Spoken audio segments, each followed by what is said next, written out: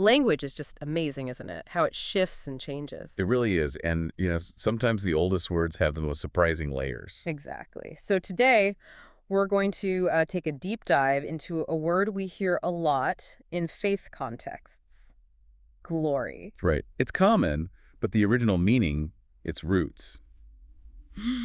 Well, they offer some really counterintuitive ideas about how you might measure value and even success. Absolutely. Our mission today is really to unpack that, the true meaning, maybe even the radical meaning of God's glory. And hopefully see how understanding it differently could, profoundly shift your perspective on what truly matters. It's about recalibrating those internal measurements. Okay, so let's get into it. The Hebrew word for glory, kabod. Oh.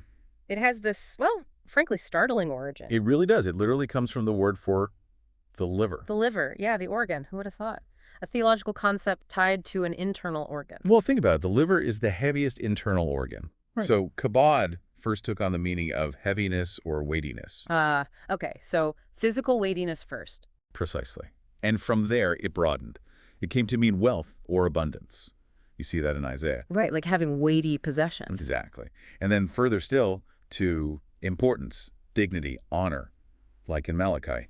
It's a journey from literal weight to metaphorical weight or significance, how we measure importance. So when we talk about God's glory, it's not about God being physically heavy, obviously. No. It's about his intrinsic value, his essential godness, his significance being made public, being acknowledged, given its proper weight, you could say. It's his unique worth and beauty made manifest. Yes.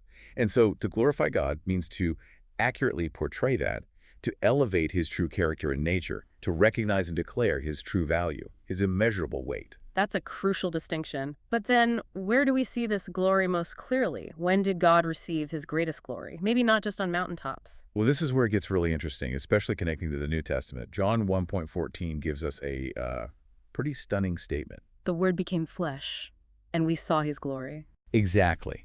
The absolute pinnacle of God's glory wasn't just a bright light or a sacred temple, but it was seen in the human life of Jesus. In his existence, his ministry. Yes.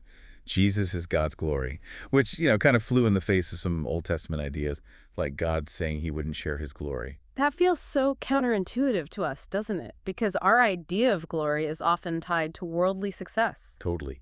Winning the big game, getting the fancy degree, public acclaim. Yeah. So we'd ask you, listening right now, what does glory usually mean in your life? How do you tend to measure it? Because if you look at Jesus' life by those worldly standards, Yeah.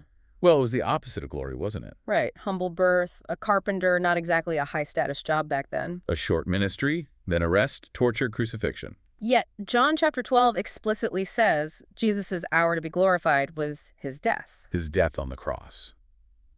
That's the ultimate paradox, isn't it? The peak of glory looking like the depths of failure and suffering, according to our usual measurements. So, what on earth does this radical redefinition mean for us, practically? It challenges our whole system of valuing things. It really does. It forces us to ask, how does God's kingdom actually work? Its values often flip worldly expectations upside down. Like, the greatest must be the servant. Exactly. And that word deacon literally means dust-covered servant. It's about service, not status. I remember hearing stories like that missionary who came back with 0 converts, but the church celebrated his faithfulness. Yes, because they had a different concept of success, a different measurement. Or the bank employee who lost his job fighting for justice, but felt he was participating in Jesus' glory through that suffering. Wow. So how can you, listening, start to live out this paradoxical glory? Maybe 3 challenges. Okay, yeah. First, daily reevaluation. Mm-hmm. Every evening, maybe just ask yourself, what did glory mean to me today? Was I chasing worldly standards?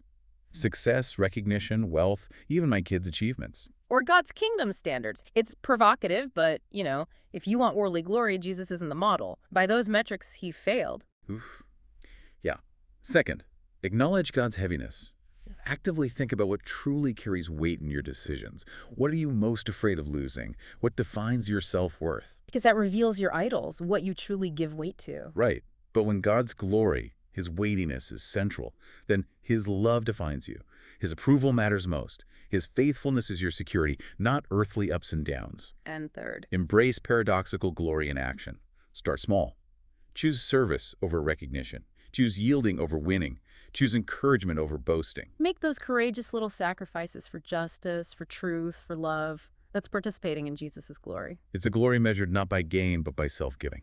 So today we've traced glory from a liver to weightiness to honor and ultimately to the cross of Jesus. It's a total recalibration of our scales. Absolutely.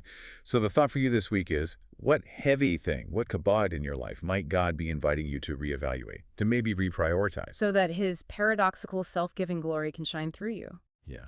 How will you courageously participate in that glory in your daily choices? And how will you measure a life well lived?